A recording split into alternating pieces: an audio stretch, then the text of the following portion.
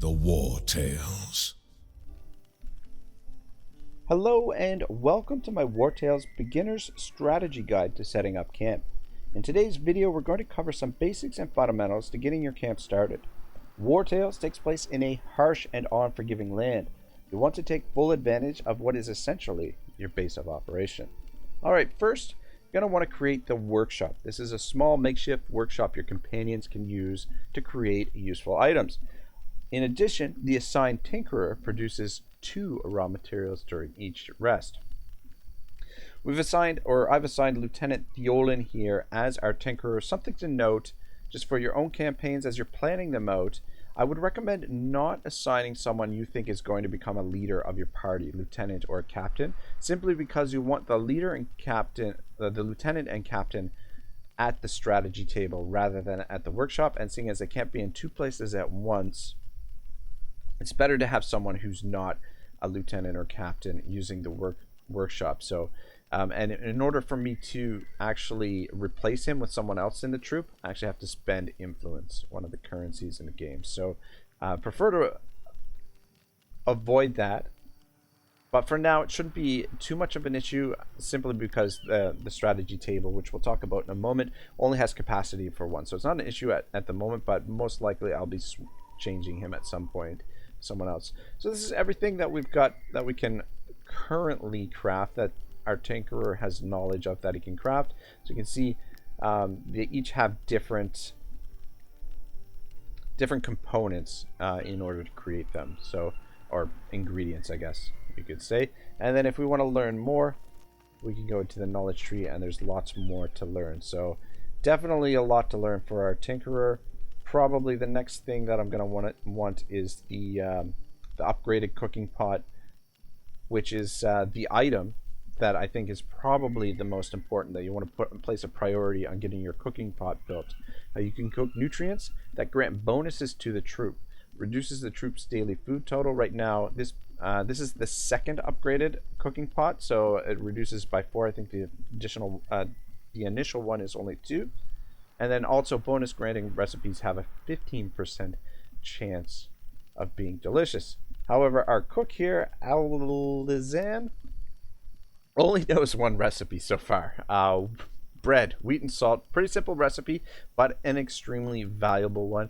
As you can see, I've got 9 days worth of food here. We've got heaps of bread stored up. And the other nice thing of having bread stored up is that you can give it to refugees to gain influence. So trading bread for refugees, huge bonus. All right, the next thing you're going to want to build is a tent. Assigned companion generates +1 valor points during each rest. Valor points, obviously you use them in battle. The more you battle, the more you'll want to use your valor points, whether it's to maximize the efficiency of your troop and take as little damage as possible, or whether it's just to survive certain encounters, which I'm sure you'll come into contact with both. And then next, the strategy table.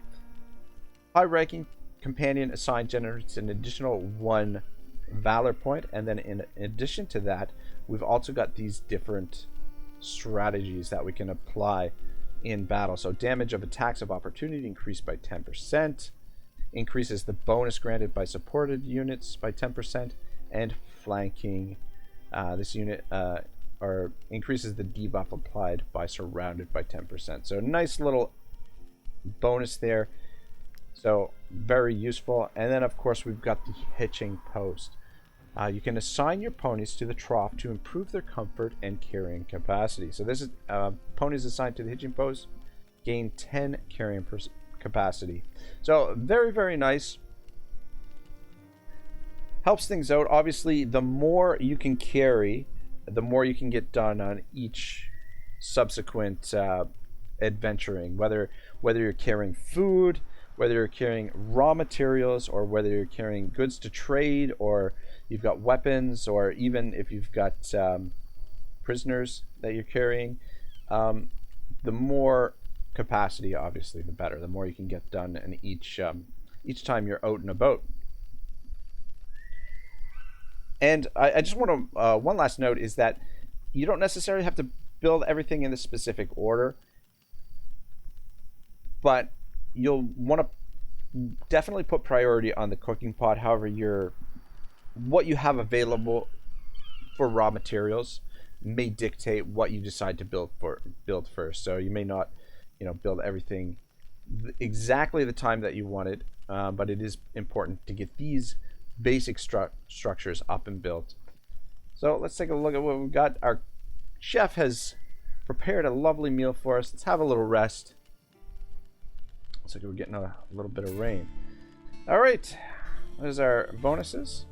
That's all I've got for you guys today. I hope this was helpful, and I hope you enjoyed today's video. If you did, please consider subscribing, and of course, don't forget to leave a like and a comment. Have a great day. I will see you all again soon.